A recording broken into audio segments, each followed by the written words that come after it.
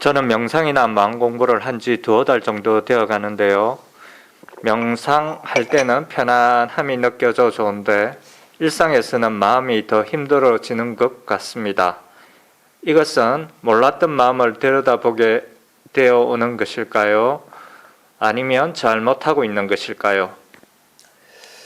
그럴 수 있죠. 이제 일상에서도 괴로울 수도 있고, 어떻게 보면 그 명상할 때 좀 평화로웠던 마음을 일상에서도 기대할 수도 있죠. 이 일상에서는 그렇지 않으니까. 그러니까 뭐 비교가 되는 거죠. 비교가 되니까, 아, 지금은 왜 이러지? 왜 이렇게 괴롭지? 앉아있을 때는, 좌선할 때는 평화로운데, 그러니까 이제 괴로울 수가 있는 거죠. 그런데 이제 우리가 명상을 할 때나 뭐 좌선을 할 때나 일상생활에서나 사실은 똑같은 마음이 일어나는 겁니다. 명상을 할 때는 명상을 배우면서 우리 장애를 버리려고 하잖아요. 장애를 버리기 위해서 명상을 하잖아요. 일상에서도 갖가지 나에게 괴로움을 일으키는 장애가 일어납니다. 일상에서는 그 장애를 보고 버리는 게 그게 수행입니다. 만약에 내가 뭔가 좀 괴롭다. 근데 그 괴로움의 원인이 내가 좌선할 때 그 평화로운 상태를 내가 기대하고 있네.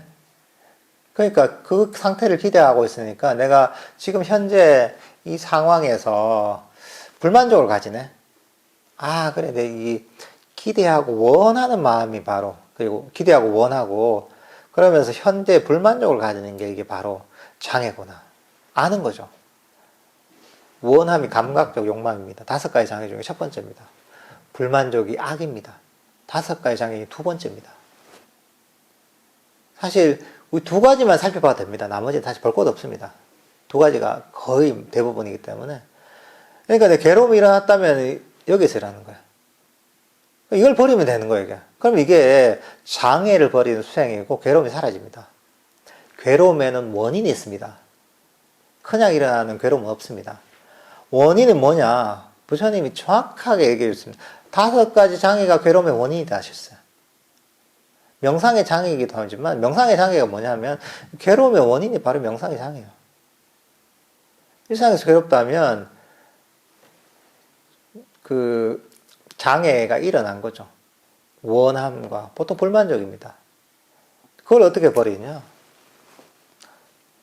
원함을 버리고 불만족을 버리고 만족하는 거죠. 지금 이대로 충분해 하는 마음을 가지잖아요. 수행자는 아무것도 바라지 않고 욕심을 적게 가지는 수행자의 자세지 하면서 지금 부족함에도 불구하고 만족하는 거죠. 아무것도 바라지 않아. 그러면 그 순간 만족하는 순간 원함과 불만족, 실함이라는 명상의 큰 2가지 장애가 사라집니다. 장애가 사라지면 괴로움이 사라지고 마음이 평화로워집니다. 근데 이게 윗바사납니다, 이게. 법에 대한 이해를 통해서 장애를 놓아버리고 마음을 평화롭게 만드는 게, 이게 윗바사나 수행입니다.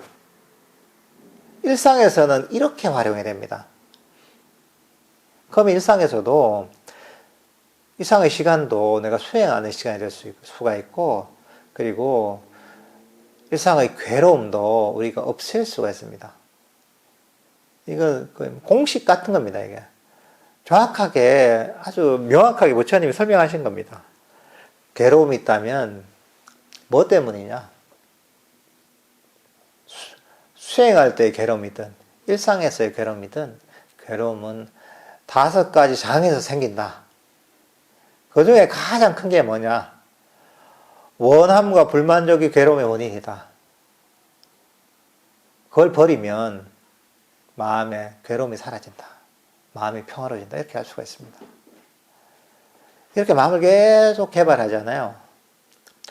그러면 이게 바로 내 마음의 삼매를 개발하는 거고 시혜를 개발하는 그런 과정입니다. 좌선하고 있는 것만 수행이 아닙니다. 그러니까 이런 것들을 잘 이해하시고 실천하시면 좋을 것 같습니다.